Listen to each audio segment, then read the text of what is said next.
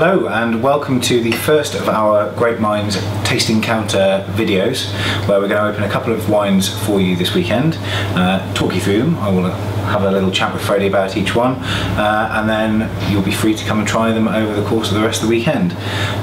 So, got a couple of interesting wines today.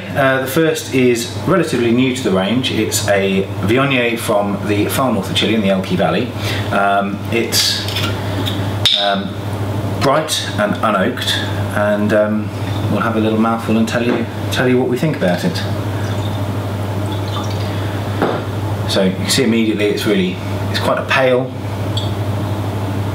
light wine. Oh, it's a lovely floral nose, really fresh, and some hints of stone fruit, I think. Yeah, definitely hints of apricot coming through, and also, as you say, a bit of honeyed sweetness as well. Yeah. It's unusual, very high region of Chile, very far north, and well suited to growing Viognier, or Viognier takes on the characteristics of its terroir. But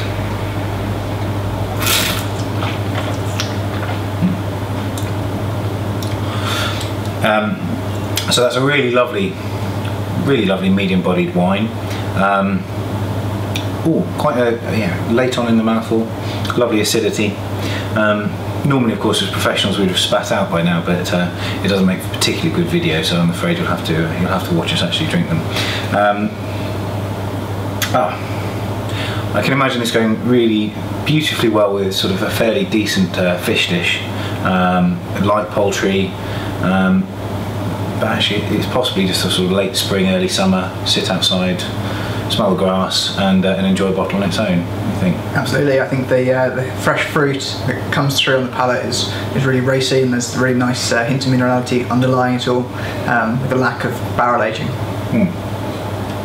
That is, excellent, and that's £10.99 for a single bottle, or £8.99 if you get it as part of the case. Moving on to the Lunadoro Rosso di Montepulciano. Now this is a slightly confusing name for a wine. You might know Montepulciano d'Abruzzo, which is made of the Montepulciano grape. Unhelpfully, Rosso di Montepulciano is Sangiovese. Well, as with every Italian wine, Sangiovese plus adulterated with a small amount of other things, but 90% Sangiovese. Oh, actually that's opened up. We popped the cork on this about 10 minutes ago, and it was a little more closed, but that is quite generous now. Yeah. It's a really big cherry flavour coming out of the glass.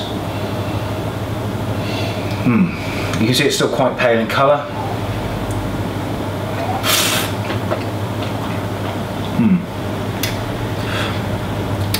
There's a bit of tannic structure there, as you'd expect with Sangiovese, but it's really soft. It's really softening well. It's 2015, so it's got a little bit of time to soften in bottle.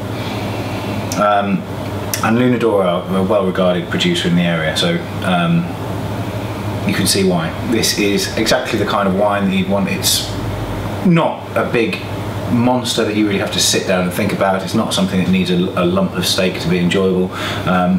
This is the kind of wine that, you know, with pizza or a spag bowl or something of a weekend, really easily sit down and just, you know, sip your way gently through it. I quite agree. I think there's a really nice acidity to it, a balsamic fruit note as well, which would pair fantastically well with food, but not, as you say, too much of a tannic structure. It's quite silky and velvety in the mouth. Well, I'm going to enjoy seeing how that develops over the course of the weekend, and if you find yourself in Grape Minds, you please feel free to try it as well. This is £16.99 or £14.99 as part of the case, and I think that's a bargain. I think so too. Lovely. Thank you very much.